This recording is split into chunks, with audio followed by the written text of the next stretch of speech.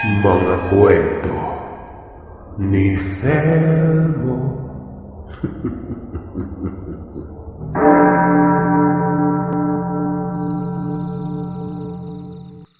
Minsan, ang pagiging tahimik, ito pa ang nag-uudyok para magkaroon ng karanasan. Karanasang hindi mo lubos mapagtanto na pagdadaanan mo. Karanasang nakakapanindig balahibo na higit pa sa nakakita ng kung ano. Isang karumal-dumal, kasuklam-suklam, nakakarimarim. Ang masaklap dyan, hindi mo inaasahang pangyayari ito at hindi mo rin inaasahan na nangyayari talaga ito sa totoong buhay. Itago niyo na lamang po ako sa pangalang Melboy. Naalala ko pa noon ang mga kaganapang minsan kong napagdaanan. Taga Mindanao ako at piniling magtungo sa Samar para dito ipagpatuloy ang aking pag-aaral. Paalala lamang, Sir Seth, walang bahid ng paninira itong isisiwalat kong kwento. Pero sobrang sela nito. Bagay na hindi ko talaga nilinaw kung saan banda sa Samar. Paalala din po, sana ay huwag niyong pakinggan ito kapag kumakain kayo. Nangyari ito dekada 80. Second year college na ako noon.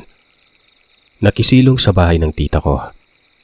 Nasa lungsod banda ito, kung saan malapit lamang sa pinapasukan kong eskwelahan. Unang salta ko pa lang, dama ko na ang pag-uugali ng tita ko na si Elona at ng asawa nitong si Tober. Hindi naman sa mausisa ako pero lantad talaga yung pangit na ugali nila. Hindi naging problema sa akin yun gawa ng hindi naman kami gaano nag-uusap. Nakikisilong lamang ako sa bahay nila pero hindi ako umaasa sa kanila. Pinapadala na ko ng mga magulang ko ng pera. Ang importante lamang sa akin ay ang masisilungan. At isa pa, may makakabantay sa pag-aaral ko ayon sa magulang ko. Pero wala naman silang paki sa akin. Walang paki itong tita ko at ang asawa nito. Pero sila ang nagpaasa sa akin na mas maganda daw doon sa lugar nila mag-aral. Mas advance kumbaga. Malaki ang bahay nila. 2 palapag. Malapad. Pero wala silang anak. Ayon sa nalaman ko ay may diferensya itong asawa ni tita. Ito ang laging pinag-aawayan nila. Tatanda na lamang umano ng walang magiging anak nun. Ito namang tito ko, pinapaintindi si Tita Ilona na kesyo mag-aampon na lamang sila. Pero ang sabi naman ng tita, ilang beses na daw silang mag-ampon pero nawawala naman daw ito. Lumalayas sumano ang inaampon nila nun. Mga 3 beses na silang nag-ampon pero wala. Umaalis nang hindi man lamang niya nalalaman kung saan na. Nakakapagtaka isipin niyo na nag-ampon nga. Pero bakit umaalis, diba? Dito pa lamang ay malalaman na natin ang ugali meron na mag-asawa. Pero may natuklasan ako mga kagiliw. Bagay na ito ang sinasabi ko doon sa panimula ng kwento ko. Itong si Tito Tober ay nagtatrabaho sa isang malaking kumpanya ng construction. Kontraktor at may mataas na katungkulan ito. Minsan lamang ito umuwi. 2 beses sa isang linggo. Malayo kasi nadidistino. Pero may pagkakataon na araw-araw nasa bahay ito. Katunayan, mula noong pagsalta ko nasa malapit lang ito nagtatrabaho. Malapit na ang project nila. Pero hindi naman issue sa akin yon. Ang importante lang talaga kagaya ng sinabi ko kanina, may natutulugan ako. Sa likod lamang ako banda. May extension kasi doon. Bukod pa ito sa isang extension na harapan naman ng bahay. Yung nasa harap ay nilalagyan nila ng mga lumang kagamitan.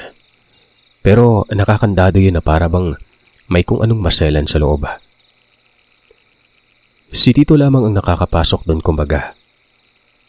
Habang yung nasa likod naman dating silid ng katiwala. At yun ang pinagamit sa akin noon. Gusto naman ng tita na sa loob na lang. Pero ayun na nga, at nakapagdesisyon ako na sa bodega na lamang. Hindi ako dumadaan sa harap. Sa gilid lamang ako ng bahay. May maliit na daanan naman doon. Patungo at pauwi doon ako dumadaan. Minsan ay hindi namamalayan ng tita na nakarating na pala ako. Gaya ng sabi ko ay tahimik lamang kasi akong tao, sir. Ito yung ugali ko.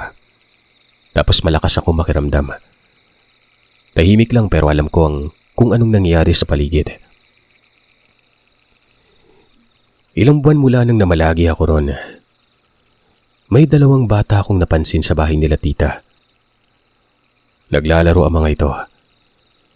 Tingin ko ay nasa 5 ang edad nun, ng isa, at isa ay nasa 7 taong gulang. Naisip ko na baka inampun na naman nila at ginawa pang 2. Babae at lalaki ito. Lalaki yung matanda. Pero mahahalata sa mga kutis nito na para bang batang lansangan. Hindi ko alam kung galing ba sa ampunan. Hindi naman sa nangungutya pero nagiging totoo lamang ako batay sa nakikita ko noon. Para talagang yung makikita mo sa malawak na tapunan ng basura. Nakasubaybay lamang ako sa 2. Pangalanan natin ang mga itong Dina at Arthur. Inaalagaan naman yun ng tita. Naririnig ko pa na sinasabihan niya ang mga ito na wag aalis ng bahay. Huwag tutulad sa mga bata na kinukup-kup nila tapos lumayas. Ay naman sa 2 paslit. Wala naman silang tirahan kapag umalis sila nun. Masaya ang tita. Nagkausap pa nga kaming 2 na magiging pinsan ko na daw ang mga ito kapag lumaki. Sabi ko ayos yun. Pangiti-ngiti pa ako nun. 1 linggo ang nakalipas. Kakarating ko lamang noon mula sa eskwelahan. Takip silim. Nakita ko si tita na parabang sobrang abala. Nakasimangot pang mukha habang nasa kabilang bahay. Nasa kapitbahay siya namin na parabang may problema ito. Papasok na ako noon sa looban kung saan dito ako dumadaan. May 2 daanan doon. Sa harap kung saan ito ang kalsada. Tapos ay may daan sa gilid patungo naman sa kabilang labasan. Maliit na iskinita ito at ito yung sinasabi ko sa inyo na dito ako dumadaan lagi. Magkakalapit lamang ang tirahan doon. Bakod lang ang pagitan. Medyo malawak nga lang ang espasyo ng kinaroroonan ng bahay nila tita. Bali ilang mga hakbang na lamang ito na ang maliit na trangkahan bago pa bumungad ang silid ko. Tinitingnan ko si tita. Nababagabag ako. Hanggang sa hindi ako nakatiis lumapit ako sa kanya. Nagtanong ako kung ano ang problema. Hindi siya kaagad nagsalita nun. Tumiting muna siya sa akin tapos nagpaalam sa kausap niya na uuwi na siya. Habang sabay kaming naglalakad noon, sinabi niyang nawawala daw si Arthur. Kanina pa umanong umagang nawawala ito. Pinahanap niya naman pero hindi natatagpuan. Baka lumayas ito katulad ng ginawa nung nasundang 3 nilang inampon. Kako naman, paano lalayas yun Narinig ko pa nga na gusto na daw niya sa bahay. Lalo na't masarap ang pagkain. Sinabihan ko pa nga si tita na baka pinagalitan niya. Pero sumimangot si tita. Ito na naman, lumalabas na naman ang ugali niya na parang may sakit na bipolar disorder. Nagalit yan at sinabing hindi niya alam kung bakit umalis. Hindi niya pinagalitan. Inakala niya nga na baka isinama ko sa eskwelahan. Hindi na ako sumabat pa noon. Alam ko kung saan patungo ang usapang yun kapag sumabat pa ako. Minabuti kong yumuko na lamang. Tapos na makarating sa bahay, kumabig na ako patungo sa silid ko noon. Nakita ko sa likod si Tina. Nagtanong ako sa kanya kung nasaan si Arthur. Ang sagot naman nito ay wala daw. Hindi niya na nakita pa. Pagkagising niya sa umaga ay siya na lamang umano mag-isa noon. Kinagabihan, dumating si Tito. May kasama ito na sa tingin ko noon katrabaho niya. Lalaki ito at nanatili lamang ito doon sa may beranda. Tahimik noon. Nagtatalo sila Tito at Tita sa loob ng bahay. Patungkol pa rin ito sa nawawalang bata. Nakisilip lamang ako noon sa siwang. Nakikita kong kalmado lamang ang Tito na parabang hindi na bahala. Sinabi pa nito na baka bumalik sa kung saan nila nakuha. Punta na lamang daw nila yon. Umalis sila Tito at Tita. Alam ko na kung saan sila pupunta. Kung hindi ako nagkakamali, sa lugar kung saan nila napulot si Arthur. Nalaman ko kasi na totoong batang lansangan ng mga ito. Yung tipong kung saan-saan na lamang natutulog. Tapos si Tito ang kumuha. Isinama pa ang babae na si Dina. Hindi umano magkapatid si Dina at Arthur. Habang wala sa bahay ang dalawa, pinakain ko si Dina. Para kasing hindi nakakakain yon. Lalo't walang ibang ginagawa noon si Tita kung hindi ang hanapin si Arthur. Habang nangyayari naman yon, nakikita ko yung kasama ni Tito na naroroon pa rin sa beranda. Tahimik pero patingin-tingin sa akin yon. Kasalukuyan kasi ako noong nasa sala. Kanlong ko si Dina. Hindi ko alam kung sa akin ba yun nakatingin o sa bata ba. Basta ang napapansin ko lang, hindi yun ngumingiti. Kahit pa nga nung binati ko ito, hindi nagsalita. Nung matapos nang kumain si Dina, nagtungo na ako sa silid ko. Pero narinig kong tinawag ng lalaki ang bata. Ito namang si Dina ay kagad tumakbo papunta doon. Binuhat ng lalaki itong si Dina. Tiningnan ang katawan. Para bang inaalam niya kung malusog ba ito o hindi nun. Takang-taka ako gawa ng ngayon ko pa lamang nakita ang tao. Pero kung makaasta ay para bang matagal nang namalagi sa bahay. Kung sa bagay, baguhan pa naman ako. Pero halata talaga na may kakaiba sa kanya. Nakatitig lamang dito si Dina. Nagtataka mukha ng bata. Napadaing pa nga yun na wari ba'y pinisilang bewang. Pumunta ako ng sala. Dito ay napalingon sa akin ang lalaki. Tinitigan ko ng masama ang lalaki. Hanggang sa pasimpleng ngumiti yun at tumiling. Pagkatapos ay nagsindi ng sigarilyo. Lumapit sa akin si Dina. Sabi ko, wag na wag siyang lalapit doon sa lalaking yon. Ay naman sa bata, binaluktot daw ang kanyang kamay kaya siya nasaktan. Nagpantig ang tenga ko noon, Sir Seth. Adik ata tong taong to kako. Sinabihan ko na lamang si Dina na pumunta na sa itaas. Isara ang pintuan at matulog na. Gaya ng sabi ko ay malaki ang bahay. 2 palapag ito. Ang itaas ay may 3 silid. Habang sa ibaba naman iisa lang. At ito ang silid ng tito at tita ko. May pinto sa harap na nakabungad naman sa beranda. Tapos may hiwalay na pinto sa likod. Sa tabi ito ng kusina na nakatapat naman sa bintana ng silid ko. Pinapakiramdaman ko lang ang lalaki nun. Baka kasi magnanakaw ito. Sa itsura pa lang ay hindi na mapagkakatiwalaan. Pero hindi yun umalis. Kalmadong kalmado. Hanggang sa dumating na sila tita at tito. Hindi na sila nag-uusap. Tahimik na ang tita. Pakiwari ko ay tinanggap na lamang nito na wala na talaga si Arthur. Narinig ko namang nagsalita ang Tito Tober. Ayon dito ay makakahanap pa sila ng bata. Huwag daw mag-alala si tita. Kung para sa kanila, para daw sa kanila talaga. Pero kapag hindi, huwag na lamang umanong pilitin.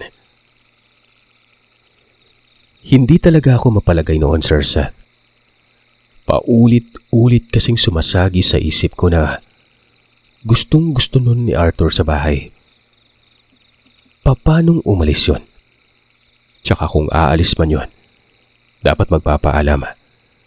Gawa ng narinig kong nangako ito kay tita na magpapakabait siya.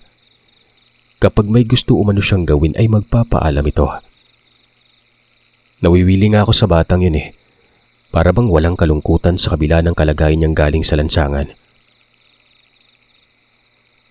Pasado 9:00 ng gabi, tulog na si tita. Alam ko yun gawa ng maaga itong natutulog. Maliban na lamang kay tito na pumunta sa beranda at umiinom. Nakikipag-inuman ito kasama noong lalaki. Pero ang inuman naman na yon, alam mo yung inumang lamay. Walang ingay, walang kwentuhan. Tahimik silang dalawa. Maya-maya ay naalala ko yung nakalimutan ko na meron akong sinampay doon banda sa harap. Nakahiga na ako pero napilitan akong bumangon. Mahina akong naglakad sa gilid ng pader. Hanggang sa nabati ang atensyon ko, gawa nang narinig ko ang pag-uusap nila. Yung tipong yung usapan nila ay parang tungkol sa malaking pera. Hindi naman ako tsismoso pero hindi ko alam kung bakit gusto kong malaman ang pag-uusap nila. Hanggang sa maya-maya pa, bigla na lang nabanggit ang pangalan ni Dina. Ayon sa lalaki, yun naman umano ang isusunod nila nun. Kailan ba umano ito kukunin? Ayon naman kay Tito Topper, hinay-hinay lamang umano dahil naroroon nga ang pamangkin ni Tita Ilona. Ako ang pinag-uusapan nila sa madaling salita. Naroroon umano, kaya't maghinay-hinay sila. Lalo pa umano at napansin ng lalaki na iba ang pagkakatitig ko sa kanya. Batid kong sinumbong ako ng walang hiyang lalaking sa tito ko. Pero ang tanong, anong gagawin nila kay Dina? Hanggang sa nagtuloy-tuloy ang pag-uusap nila. Gaya ng dati, ating gabi nila gagawin. Kung papalarin sa bodega na lamang. Pero kapag tagilid, doon na lang daw sa dati nilang pinupuslitan. Sa pagkakaintindi ko, ang bodegang binabanggit nila, yun ang bodegang nasa harapan ng bahay. Iba nang nasa isip ko noon. Pakiwari ko pinagkakakitaan nila ang bata. May kutob ako na may nangyari kay Arthur. At kung hindi ako nagkakamali, ganun din yung mga naunang batang kinupkop nila. Dumapa ako noon sa may gilid ng malaking paso. Baka kasi umihi itong mga ito. Sa kanto pa naman ng beranda, madalas kong nakikita ang tito na umiihi noon. Kung saan naman kitang-kita ako sa gilid. Maya-maya ay lumalim ang usapan. Nabanggit muli ang pera. Narinig kong tila may paghahatian silang dalawa. Tig 50,000 daw sila. Medyo maalat umano ang amo nila dahil natalo sa sugal. At sana umano, hindi muna nila dinispatcha si Arthur. Parang hinahatak ng sikmura ko noon pa itaas. Ninenervyos ako at nakakaramdam ako ng pagsuka. Tama ang hinala ko. Napatakip ako ng bibig noon. Nang magsalita ang tito sa kung saan nila itatapon ang labi ni Arthur. Nasa loob pa naman daw yun ng drum. At tiyak mangangamoy na ito kapag tumagal. Hindi na ako nagdalawang isip noon na bumalik sa silid ko. Doon ko na prinoseso sa isip ko kung ano ba talaga ang naganap noon. Ibig sabihin ba, patay na si Arthur? Wala nang ibang pumapasok sa isip ko kundi patay ang bata. At kung hindi pa nila natatapon, edi nasa bodega pa ito. Gusto kong masuri ang bodega noon pero naroroon naman ang dalawa sa beranda. Nag-iisip ako noon. Hindi ako mapakali. Maghahating gabi na noon. Nakikiramdam pa rin ako. Wala naman kasi akong pasok kinabukasan. Maya-maya ay sinilip ko sa bintana. Wala na doon ang dalawa. Dito ay narinig ko ang pagkalampag ng tarangkahan ng bodega sa harap. Nagtungo ako sa kabilang parte ng bahay. Masisilip kasi doon ang bodega. Madilim nga lang. Gusto kong lumapit pero baka mahuli ako. Kung kaya pinili ko nung magantay. Hanggang sa maya-maya pa, lumabas na sila. Yung lalaki, may bitbit ng sako. Maya-maya ay nagpaandar na ng sasakyan. Umalis na sila. May sasakyan ng tiyo ko noon na lumang klase ng pickup. Dahan-dahan ako noong nagtungo sa bodega. Bukas naman kung kaya malaya akong makakapasok noon. Nakalimutan ng tiyo itong isara. Malaki ang kandado at laging nakasara yon. Siguro si tiyo lang ang may hawak ng susi nito. Sa bagay, gaya ng sinabi ko ay siya lang mong pumapasok doon. Pagbungad ko sa may pintuan, sumambulag sa akin ng napakasangsang na amoy. Napakalansa. Nakita ko ang mga kagamitan doon. May mga drama, tapos may patalim na duguan. Nakasuksok ito sa dingding ng bodega. Yun bang labahan na blade na ginagamit na pang-ahit noon? Napakalakas ng pagkabog ng dibdib ko. Nakikita ko ang drum na may preskong dugo. Sinilip ko ito, pero wala nang laman. Mga dugo lang. Meron akong napansing, alam mo yung parang karne. Maliit at balot ng dugo yon. Sinungkit ko yon. Napasuka ako, Sir Seth. Alam niyo kung ano ang nasungkit ko. Daliri sa paa. Yung hinlalaki. Umiyak ako noon. Hindi ko alam ang gagawin ko.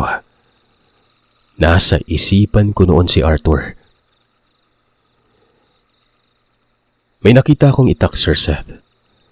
Nasa ibaba ng dingding. May mga supot doon na malaki. Marami na animoy pangbalot ng malalaking bagay. May galon pa. Tapos para bang dugo ang laman nun. Binuksan ko ito. Tama. Dugo nga yun. Kung hindi ako nagkakamali ay kinatay si Arthur at kinunan ito ng dugo sa katawan bago pa tinagtad. Mabilis kong naisip ang isang nakakarimarim na gawain ng isang grupo noon na pumapatay ng bata. Kinukuha ang dugo para ihalo sa semento para maging matibay ang isang pasilidad. Yun lang ang pinakadahilan. Siyempre itong tito ko, sa construction nagtatrabaho, di ba? Hindi ako nakatagal. Umalis ako doon. Hindi ako nakatulog, Sir Seth. Nagmukmuk lamang ako at patuloy ako sa pag-iyak sa sarili kong silid noon. Naisip kong isang guni ito sa kinauukulan pero natatakot ako gawa ng nasa puder ako ng tiya ko. At kapag ginawa ko yun ay malaking iskandalo ito. Buong reputasyon naming pamilya maapektuhan. Pag-uusapan ng mga tao at hindi matatahimik nun. At syempre, di ba, hindi din ako sigurado kung baka mamaya may kasabot yun sa mga pulis o sa mga kinauukulan. E di ako pa hinayari nun. Hanggang sa naisip ko si Dina. Malakas ang kutob kong kakatayin din ito. Pinuntahan ko yung bata sa silid. Natutulog. Hindi sinara ang pintuan. Gulong-gulong ang isip ko nun. Bumalik ako sa may silid ko. Hanggang sa nakapagdesisyon ako noon na ilayo ang bata. Sabi ko sa sarili ko, bahala na. Bago mangyari yun ay nagbalot ako ng mga kagamitan ko. Hindi ko man sila isusumbong pero iiwas na lamang ako at ilalayo si Dina. Pero noong pupuntahan ko na sana si Dina, siya namang pagdating nila tiyo noon. Kasama niya pa rin yung lalaki. Nagmumura pa ang tiyo gawa ng nakalimutan niya umanong isara ang bodega. Mabuti na lang umano, walang nakakita nun. Dahil sa pangyayaring yun ay hindi ako nabigyan ng pagkakataon para itakas itong batang ito. Naisip ko na lamang na bukas ng umaga, kapag umalis na sila tiyo, at kahit naroroon pa si tiya, sisimplihan ko ang pagkuha sa bata. Maya-maya ay narinig ko ang paglangit-ngit noon ng hagdan. Bigla akong napadilat. Dali-dali kong sinilip ang sala mula sa bintana doon sa silid ko. Nakita ko yung lalaking kasama ng tiyo na nakabungad na sa may bulwagan. Hanggang sa maya-maya pa, nakita ko si tiyo na pababa ng hagdan. At gano'n na lang ang pagkasindak ko. Buhat-buhat nito si Dina. Natulala na lamang ako noon. Tulog pa ang bata. Sabi ko, anong gagawin ko? Baka mapatay ako ng tiyo kapag nakialam ako noon. Dapat kinuha ko na yung bata nung umakyat ako eh. Tapos hindi na talaga ako nagligpit pa ng gamit noon.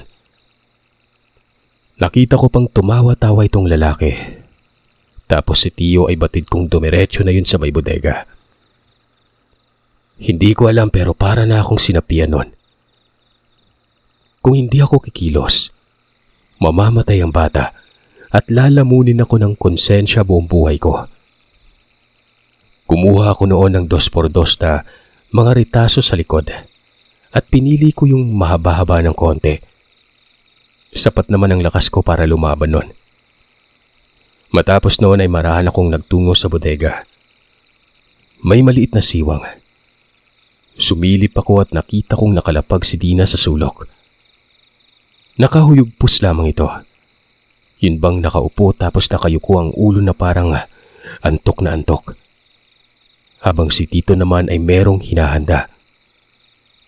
Kumuha ito ng bakanteng galon.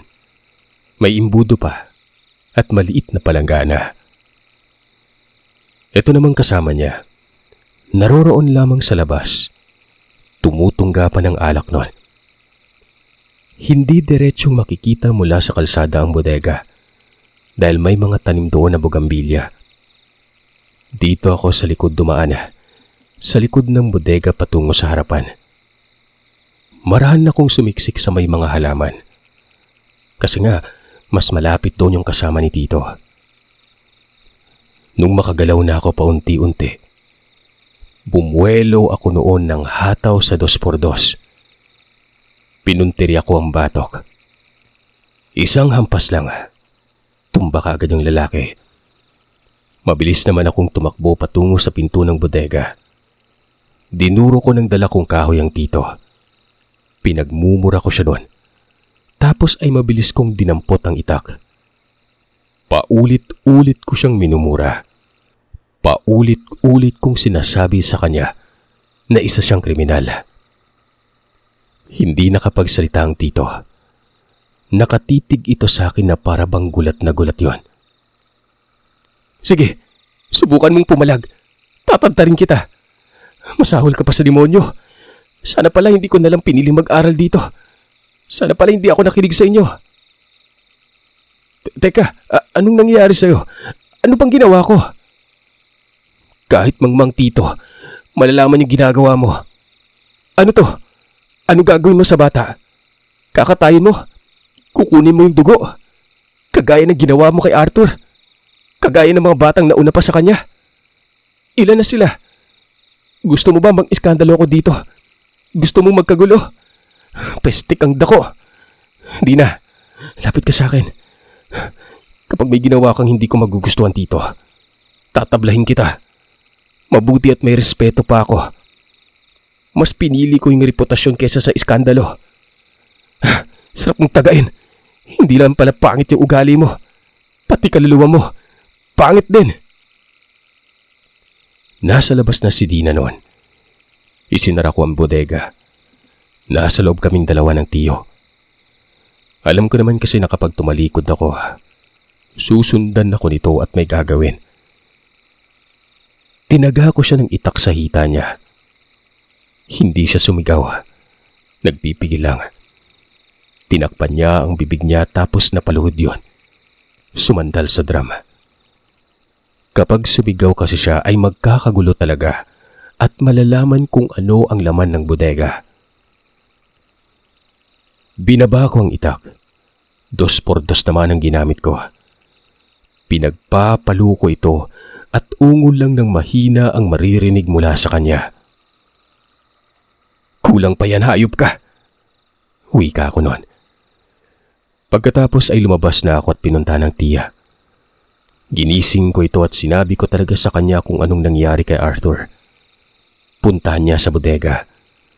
Dahil ang mga batang inaampun nila, kinakatay ng kanyang asawa at ibinibenta ang dugo para ihalo sa pagtayo ng pasilidad.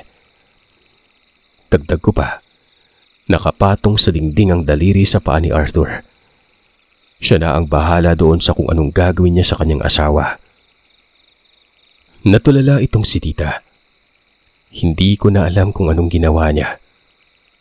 Pero matapos ko noong magsalita, kinuha ko si Dina. At noong nakarating na ako sa silid ko, kinuha ko ang mga kagamitan ko. Yung para lang sa eskwelahan, ang siniguro ko noon at ilang mga dokumento. Tapos ay sumibat na kagad ako. Bahala na sila kako. Habang papalayo na nga ako noon ay sumisigaw si Tia. Mura ito ng mura. Yung kasama niya namang lalaki, alam kong buhay pa yon. Dahil pagkalabas ko noon sa bodega ay gumagapang sa may lupa.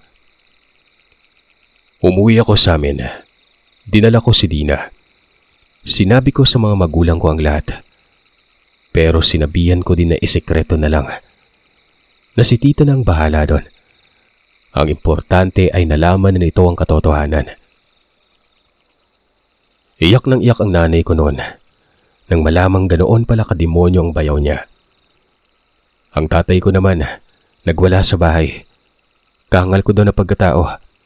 Iniisip ko pa yung reputasyon. Dapat ay isinumbong ko na yon sa kapulisan. Ipagpalagay ko na lamang doon na nalaman ng tita Ilona ang lahat pero paano kung hanggang doon lang? Paano kung magpatuloy pa rin yun sa ginagawa ang tito ko? Sinabi ko sa tatay na naguguluhan talaga ako ng mga sandaling yun. Lalo na't doon ako nakikitira. Nahati ang atensyon ko kumbaga. Dagdag ko pa hindi naging madali sa akin ang lahat.